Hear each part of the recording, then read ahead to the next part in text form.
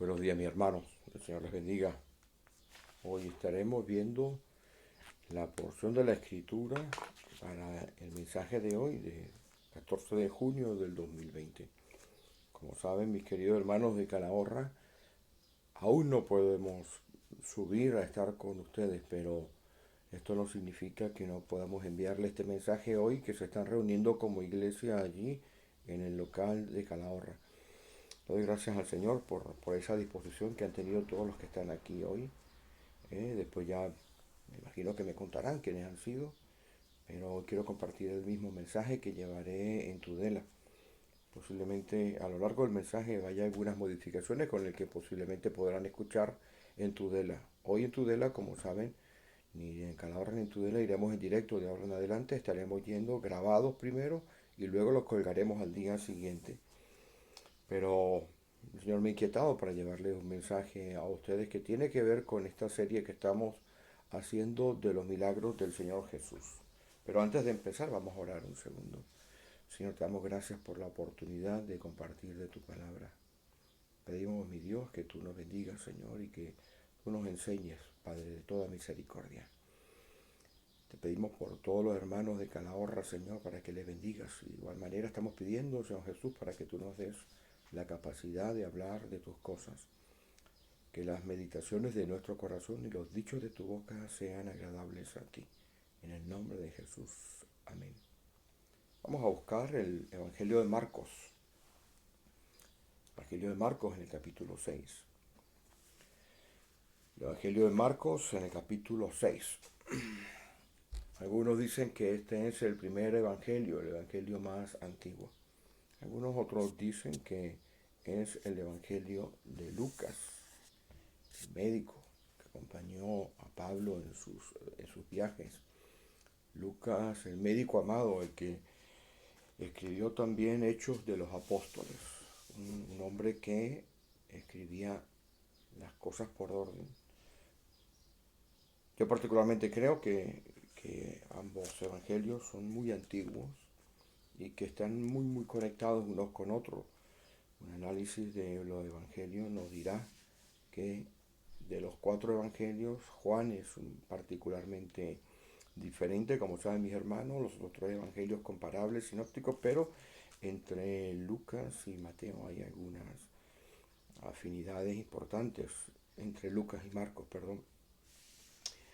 Pero vamos a decir que es Lucas, según lo que yo creo, no son los más antiguos, que Lucas es el más antiguo, pero Marcos es un evangelio que es fascinante cuando lo leemos de forma detallada. Tiene una información increíble y hoy quiero compartir con mi hermano el Evangelio de Marcos en el capítulo 6. La semana pasada estábamos viendo el milagro que hizo el Señor cerca de Jericó. Explicamos que había en 2 Jericó, o 2 regiones juntas, dos áreas de Jericó. Y allí en ese camino de Jericó, en la cercanía de Jericó, hay un hombre ciego que ni siquiera tenía nombre. Se llamaba Bartimeo, pero Bartimeo significa el hijo de Timeo. Imagínense a alguien que no tiene nombre, que le llaman hijo de fulano de tal. Este hombre era ciego, estaba allí sentado en el camino, esperando que alguien le llevara un mendrugo de pan o le diera una limosna. Que alguien le cogiera de la mano y le llevara a un sitio o a otro, no veía. No había seguridad social, no había sistemas de ayuda. Tenía que vivir de la caridad, de la misericordia de quien pasara por esa región. Un hombre absolutamente pobre.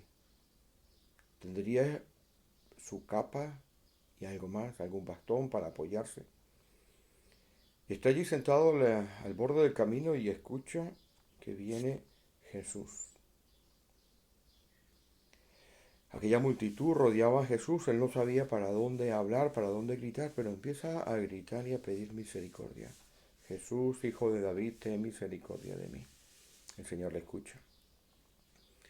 Mientras más le decían a él que no gritara, más fuerza empleaba en gritar desde lo profundo de su ser pidiendo misericordia. Jesús, hijo de David. Jesús, el profeta que estamos esperando. Jesús, el que viene del linaje real de David, Jesús, el Mesías prometido, ten misericordia de mí. No hay médico que me pueda curar, solamente tú puedes hacer el milagro. El Señor se acerca, le manda a llamar y cuando este ciego recibe las instrucciones de parte de aquellos que estaban cerca de él, que les dice, ten ánimo, el Señor te llama. Este ciego va al encuentro de Jesús, despojándose de su capa, que era toda su pertenencia, toda su riqueza, todo su vestido, su servilleta, su capa contra la lluvia, su almohada, su manta, su cobija, todo estaba allí. Este ciego recibe la vista y luego sigue al Señor Jesús. Yo quiero hablar de otro milagro que está en Marcos capítulo 6. Leeremos el versículo 30 y 31. Marcos capítulo 6, versículos 30 y 31. Entonces los apóstoles se juntaron con Jesús y le contaron todo lo que habían hecho y lo que habían enseñado. Él les dijo, venid vosotros aparte a un lugar desierto y descansad un poco, porque eran muchos los que iban y venían de manera que ni aún tenían tiempo para comer. La historia de Jesús es una historia absolutamente fascinante, una realidad que tenemos que estudiar todos los días. El Señor Jesús le seguía en multitudes por donde iba, no le dejaban comer, como hemos leído. Pero la figura de Jesús era una figura increíble. En este momento que estamos leyendo el Evangelio, apenas acababa de morir Juan el Bautista, que era más famoso que el Señor Jesús. Juan el Bautista tenía más fama en ese momento que el Señor Jesús, pero el Señor Jesús tenía gran fama, le conocían, le perseguían de un lado para otro. La figura de Jesús es espectacular porque había algo en él que atraía a la gente. No era una persona que hubiéramos dicho que tenía las características de famoso. No era de una familia adinerada o reconocida. No era una de esas familias que tú puedes ir a tocar para que te hagan un favor, para que te conecten con alguien, para que te muevan un documento, para que hablen con otra persona que tiene que hacer tal cosa. No, no. Su padre era un carpintero, un albañil, un hombre que trabajaba con las manos. Su madre era lo que podríamos decir ahora oficios del hogar, una ama de casa. Habían vivido en unas condiciones de una modestia desde todo punto de vista. Eran gente, podríamos decir, clase media baja. Él no había nacido, el Señor Jesús, en una ciudad famosa, vamos a decir Londres o Nueva York, que hay gente que cuando uno le pregunta de dónde eres, te dice, no, yo soy de Nueva York. Eso le rodea casi automáticamente a uno de una aureola, ¿eh? de grandeza. Ser de Nueva York, ser de Londres. Y ahí estaba él, que había nacido en una aldea muy pequeñita, Belén Efrata. Ya Miqueas, 600 años antes del nacimiento, la consideraba una aldea pequeña entre las aldeas. Pequeña entre las aldeas. No era un hombre que tuviese estudios como había tenido Pablo. Pablo había sido educado a los pies de Gamaliel. Jesús no. Posiblemente era pequeño de estatura. Las manos toscas de trabajar la madera, la albañilería, porque el carpintero hacía, no solamente reparaba aperos y hacía mesas y aperos agrícolas, sino que también había que hacer puertas, marcos, había que ayudar en la construcción de las casas. Fibrudo, posiblemente, no muy alto de estatura, probablemente no era rubio, de ojos azules y ese pelo ondulante que se ve en las lagunas de las pinturas. Posiblemente estaría alrededor del 1,60 m, seco, flaquito, delgado, quemado por el sol, con una ropa normal, una túnica, con unas sandalias, posiblemente alguna alforja, una pequeña bolsa con la que se vestía por la parte superior, se la que usaba lo que llaman en España una bandolera. Sandalias, y así era. uno, uno más del mundo. Había nacido de una manera un poco peculiar. Algunos decían que no habían las cuentas no le salían y que José se había tenido que casar con esta joven para no deshonrarla. Habían escapado durante un tiempo, habían desaparecido las historias que se corrían en el pueblo acerca de la familia de Jesús eran muchas. Solamente no era una familia de esas que tenía muy, muy, muy buen nombre. Habían escapado un tiempo hacia Egipto. ¿Mm? Allí está este hombre que tenía algo. La gente le seguía por multitudes. Pero aparte de esto era Galileo. Galilea de los gentiles. Era un Galileo, era de una zona que era más bien mestiza. Voy a usarla con cuidado esto. Si fuésemos nosotros a 1 Reyes capítulo 9, de los versículos 11 y 13, veríamos que la región de Galilea tuvo durante un tiempo un gran contingente de personas que venían de Tiro, puesto que Salomón le había regalado a Hiram, rey de Tiro, 20 ciudades. Eran ciudades terriblemente feas, voy a decirles así, mis hermanos. Eran ciudades pobres, ciudades que no tenían ningún atractivo. Tanto es así que cuando el rey de Tiro va allí, Hiram va allí a ver las 20 ciudades, le manda una carta a Salomón y le dice, oye, ¿esto qué es esto que me has regalado, mi hermano? Así le pone, hermano, ¿qué es esto que me has regalado? Esto no vale para nada. Había sido un área, como dice Isaías en el capítulo 9, Galilea de los gentiles, un área que tenía mestizaje. Allá habían samaritanos, había de todo allí. Y de esa región que tenía un habla muy específica, un acento muy particular, que no había producido grandes personas de reconocido, allí estaba el área en el cual había nacido el Señor Jesús. Tenía todo en contra. No tenía dinero, una familia de aquella manera, que no sabrá muy bien posiblemente de ellos en el pueblo, no tenía educación, estaba por los 30 años, es decir, tenía una edad madura, no se había casado, era Galileo, hablaba con acento, pero cada vez que hablaba movía multitudes. No tenía ministerio por internet, no tenía redes sociales, no tenía YouTube, no tenía teléfono, no tenía radio, no distribuía panfletos, no tenía templo, pero cuando hablaba, la gente se movía a donde fuera. Y en el versículo 31 nos dice que era tanto a la gente que le apretujaba que él se va de allí con sus discípulos a una región cercana. Esta región probablemente sea la región de cercana a Capernaum, que el apóstol Lucas, en el capítulo 9 de Lucas, si vayan conmigo a Lucas, en el capítulo 9, nos dicen que fue la región de Tiberias. El capítulo 9 de Lucas, a ver, me ayudan aquí a buscar. Alimenta a los 5.000, aquí está en el 9. Betsaida. Vueltos los apóstoles le contaron todo lo que había hecho y tomándolo se retiró aparte a un lugar desierto de la ciudad llamada Betsaida. Estaba por allí Betsaida, la ciudad de Betsaida. La ciudad de Betsaida era la ciudad en la cual habían nacido Pedro y Juan.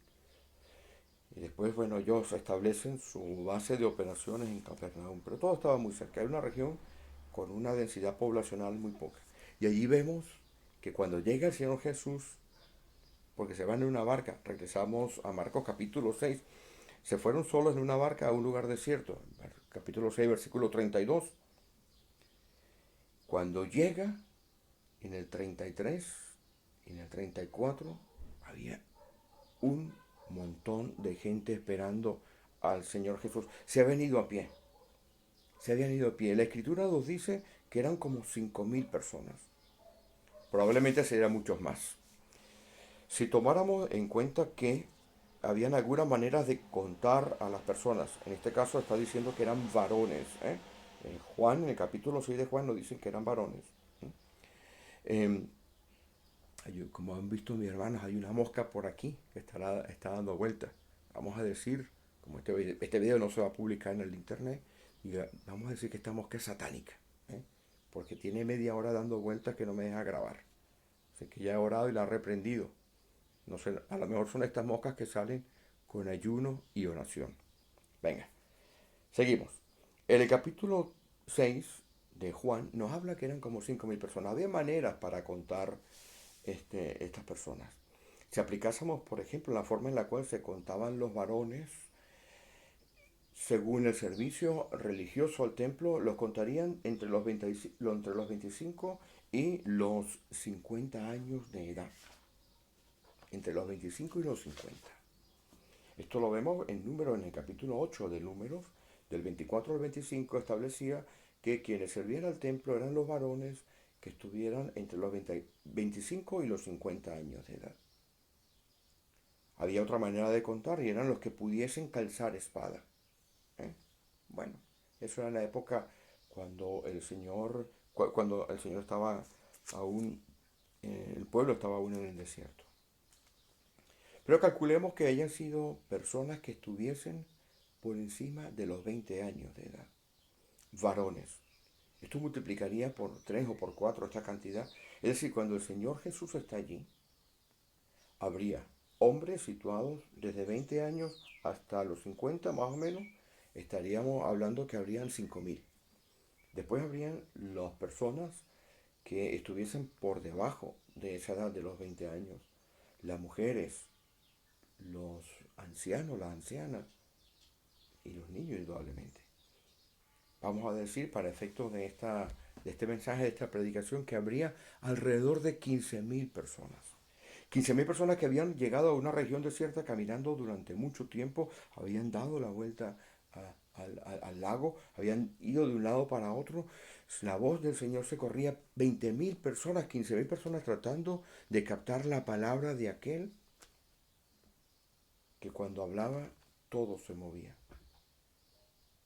Era tanto el deseo que me imagino que lo que estaría en la parte de atrás, allá tratando de escuchar, estarían esperando a ver si el viento les arrastraba una palabra para escuchar algo del Señor Jesús. Muchos de ellos habrían llegado allí con toda seguridad, con dolencias físicas, en bastones, cargados por otros, arrastrados por otros, como sucedió cuando el paralítico fue llevado a donde el Señor Jesús. Y allí estaban esas 15, 20.000 personas, escuchando a aquel en el cual habitaba corporalmente la plenitud de la deidad. Aquel que cuando había ido allí donde el famoso Juan el Bautista, los cielos se habían abierto. Todo se había temblado, con el que había bajado el Espíritu Santo y se había escuchado la voz de su Padre. Este es mi Hijo amado, en quien tengo complacencia, a él oíd. Y era la noche muy avanzada ya. Ya había pasado un montón de tiempo ya. ¿Cuántas enseñanzas habría dado el Señor Jesús? Los apóstoles venían absolutamente cansados porque habían ido allí con la intención de descansar. Y cuando llegaron, se consiguen con esta multitud, dice en el versículo 34 del capítulo 6 que el Señor tuvo compasión de ellos. Pero ya era muy avanzada la noche. Algunos autores, algunos expertos sitúan esto en más o menos las 7, las 8, las 9 de la noche. Esto sucede probablemente en el mes de abril, entre el año 29 y el año 31.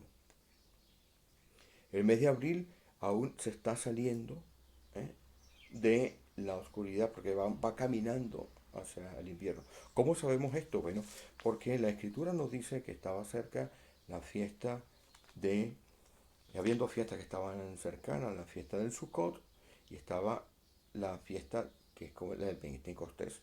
Así que la podríamos estar situando más o menos en el mes de abril. 8 de la noche, 8 de la tarde, 8 de la noche, avanzada la hora, el Señor Jesús allí le había enseñado muchas cosas, 20.000 personas, los discípulos muy cansados y no había para comer. En esa zona de allí la densidad poblacional era tan pequeña, que alimentar a 20.000 personas era un gran problema. Pero observen lo que dicen los apóstoles. Cuando ya era muy avanzada la hora, sus discípulos se acercaron a él diciendo, el lugar es desierto y la hora muy avanzada. Despídelos para que vayan a los campos y aldeas de alrededor y compren pan, pues no tienen para comer. El hambre no los movía de aquel lugar.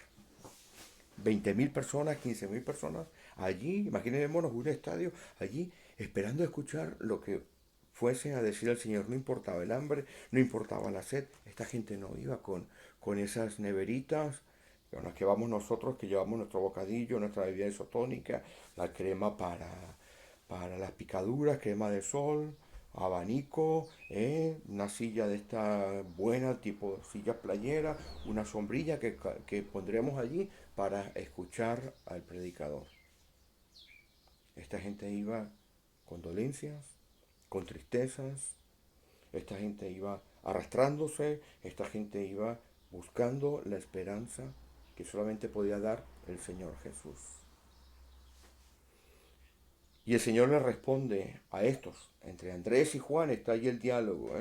Entre Andrés y Juan, búsquenlo en los otros evangelios. Este es el único milagro que aparece en los 4 evangelios. De 34 milagros registrados del Señor Jesús, porque Juan capítulo 21 nos dice que hay muchísimos más. Este evangelio es el único que está en los 4. Y es uno de los pocos evangelios, de los pocos milagros que no se ven limitados a una casa, a la orilla del camino, a las bodas, a un recinto donde se celebra una boda. Este es uno de los milagros que se hace público, que lo ven multitudes, multitudes, multitudes, multitudes.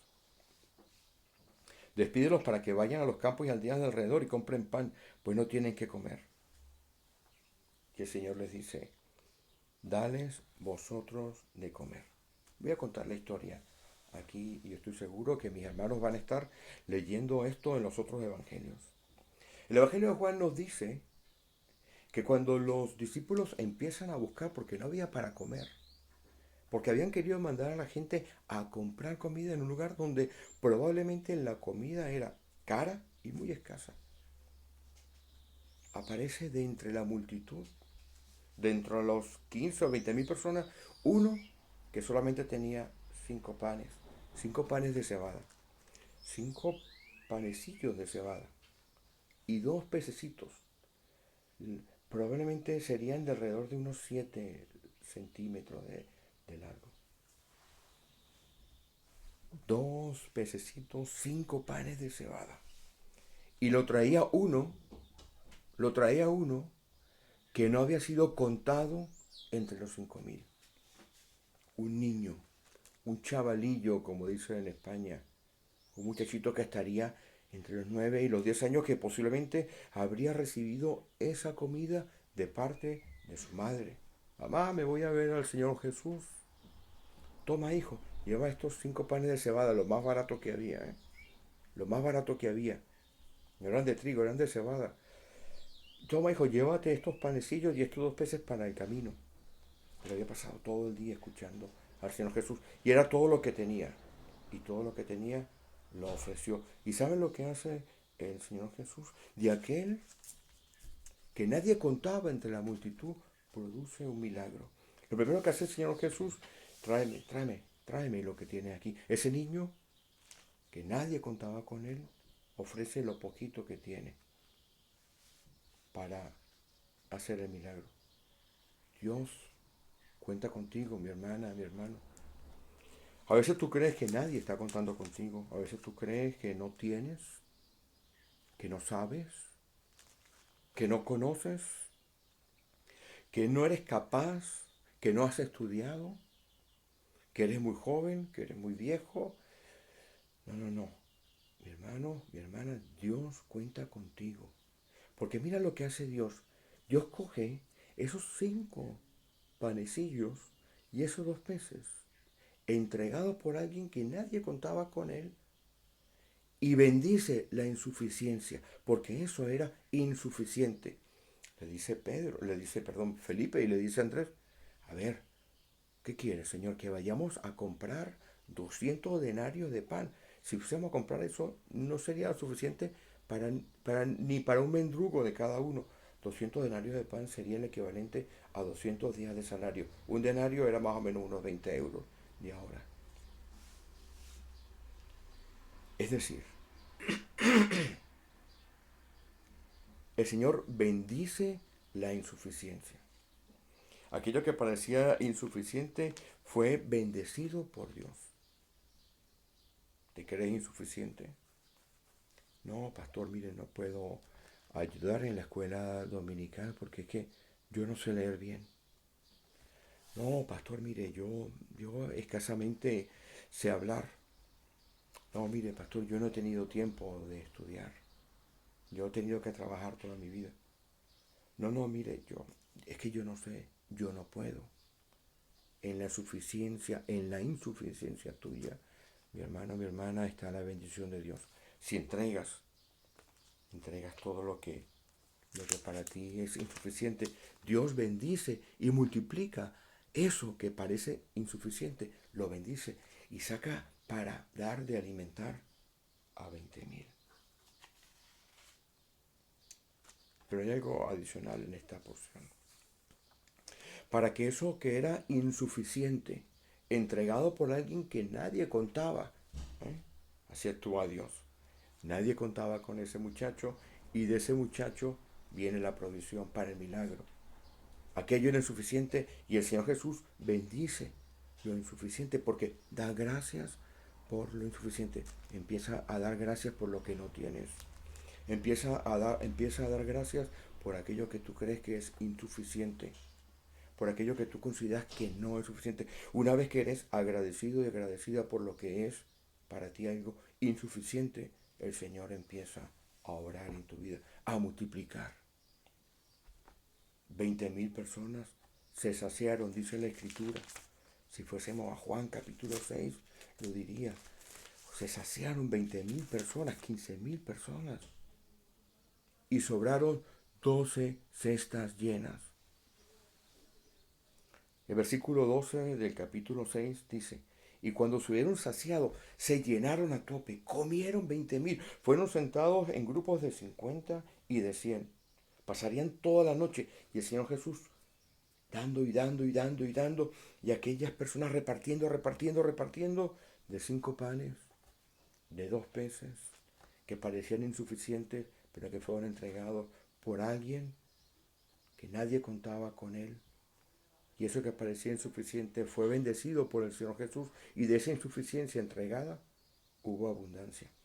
Versículo 12. Cuando se hubieron saciado, dijo a sus discípulos, recoged los pedazos que sobraron, para que no se pierda nada. Recogieron pues y llenaron 12 cestas de pedazos, que era de los 5 panes de cebada, aquí lo dice, sobraron a los que habían comido.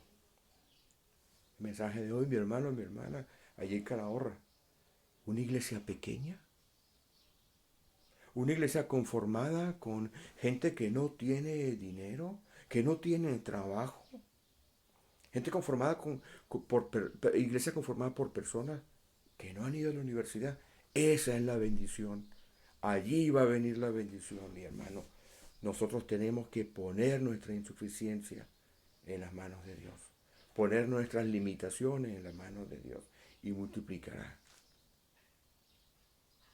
Sobrarán 12 cestas llenas. Te invito que hoy, mi hermano, mi hermana, durante esta semana, medites en esto. Nadie cuenta contigo, Dios cuenta contigo. ¿Te crees insuficiente? Tráelo a donde el Señor. Que no eres capaz, esa incapacidad tuya, cuando la traes a Dios, Dios la multiplica en bendición para los demás.